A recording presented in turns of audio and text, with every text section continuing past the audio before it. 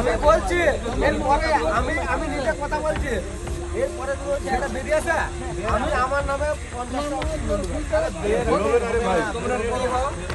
প্রতিবেশী নাবালিকাকে ধর্ষণ করে খুন করে মাটিতে পুঁতে দেওয়ার চেষ্টা যুবকের, হাতে নাতে যুবককে মারধর, হাসপাতালে মৃত্যু অভিযুক্ত যুবকের। প্রতিবেশী নাবালিকাকে ধর্ষণ করে শ্বাসরোধ করে খুন করে প্রমাণ লোপাট করতে গিয়ে মাটিতে পুঁতে ফেলার চেষ্টা করছিল মদ্যপ যুবক, কিন্তু শেষ রক্ষা হলো না। গ্রামবাসীরাই যুবককে ধরে গণপিটুনি দেয়। গণপিটুনিতে পরে মৃত্যু হয় অভিযুক্ত যুবকের। বাঁকুড়ার পাত্রসায় থানার এলাকায় ঘটনাটি ঘিরে তুমুল চাঞ্চল্য ছড়িয়েছে এলাকা জুড়ে। অভিযোগ, নাবালিকাকে ধর্ষণ করে খুন করেছিল অভিযুক্ত মৃত যুবক। স্থানীয়ভাবে জানা গেছে, মঙ্গলবার বিকেলে পাত্রসায় থানা এলাকার একটি গ্রামে বছর দশেকের প্রতিবেশী এক নাবালিকাকে সঙ্গে করে লালু লোহার নামে স্থানীয় এক যুবককে গ্রামের রাস্তায় যেতে দেখেন স্থানীয়রা। তারপর থেকে ওই নাবালিকার কোনো খোঁজ পাচ্ছিলেন না পরিবারের লোকজন। সন্ধ্যার মুখে স্থানীয়দের কাছ থেকে জেনে ওই যুবককে চেপে ধরেন নাবালিকার পরিবারের লোকজন। সন্দেহ হওয়ায় ওই যুবককে ধরে জিজ্ঞাসাবাদ শুরু করে স্থানীয়রা।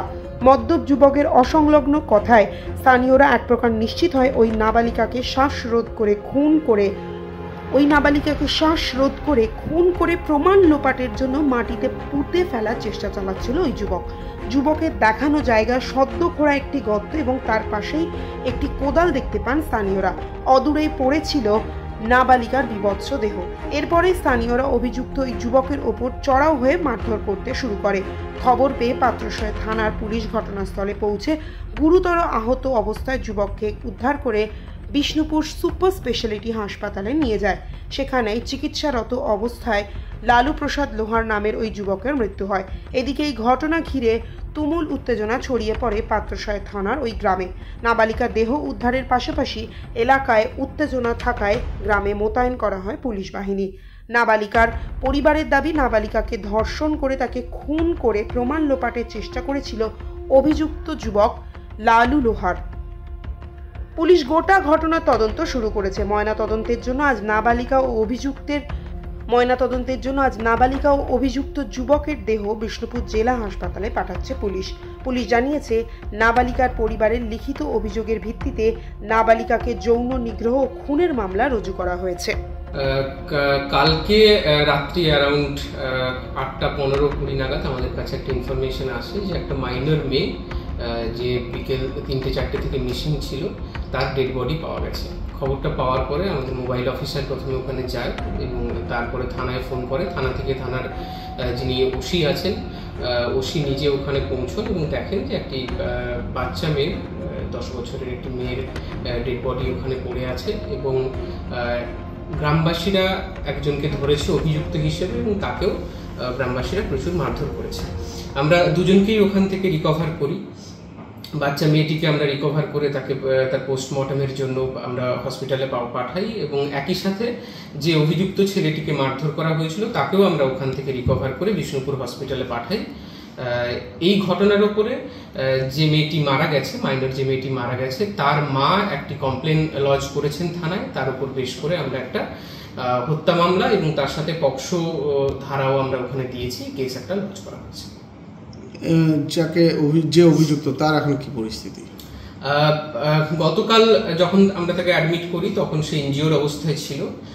সেই অবস্থায় আমরা তাকে বিষ্ণুপুর হসপিটালে শিফট করি, সেখানে তাকে অ্যাডমিট করা হয় রাত্রিবেলায়। আজকে ঘন্টাখানেক আগে আমাদের কাছে বিষ্ণুপুর হসপিটাল থেকে অফিসিয়াল কমিউনিকেশন এসছে যে ছেলেটি মারা গেছে।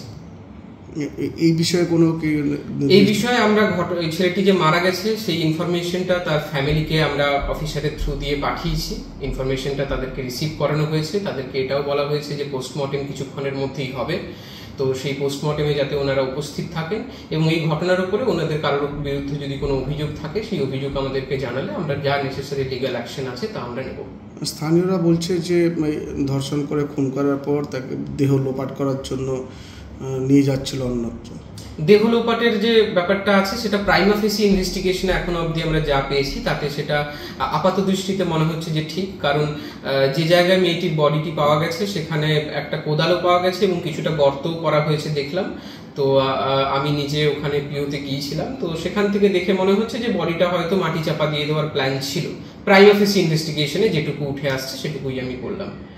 আর বাকি যে পার্টটা আছে যে ইনভেস্টিগেশন করতে করতে আমরা সেটা জানতে পারবো।